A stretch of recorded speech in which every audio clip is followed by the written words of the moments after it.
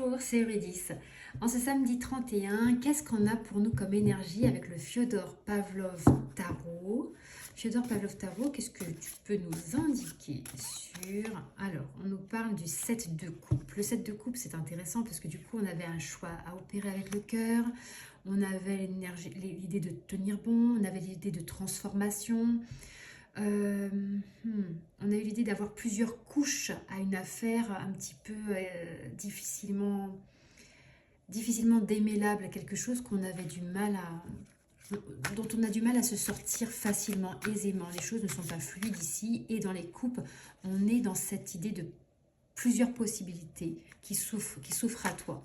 Plusieurs possibilités qui s'offrent à toi, plusieurs choses que tu aimerais surtout, puisque c'est la carte notamment de tout ce que tu aimerais voir se réaliser, de tous tes rêves, et en même temps c'est la carte des illusions aussi.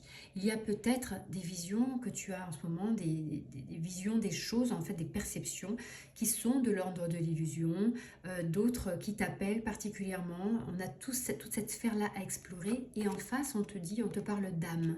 Elle est très belle cette carte, regarde la couleur, elle est magnifique je trouve. Donc avec cette carte-là de tous ces possibles qui sont à la fois autant de rêves que potentiellement pour certains des illusions, on te dit de faire un choix, un tri ici. On avait déjà la carte de l'amoureux qui invitait à ce choix. Faire un choix pour ne pas te disperser, pour ne pas t'épuiser. Et ici, la carte d'âme qui peut parler de l'âme sœur, qui peut parler d'une évidence, qui peut parler d'une nécessité à suivre un appel de ton âme ici. Voilà pour cette journée du samedi 31 qui te pousse un petit peu à la réflexion, à te poser la question,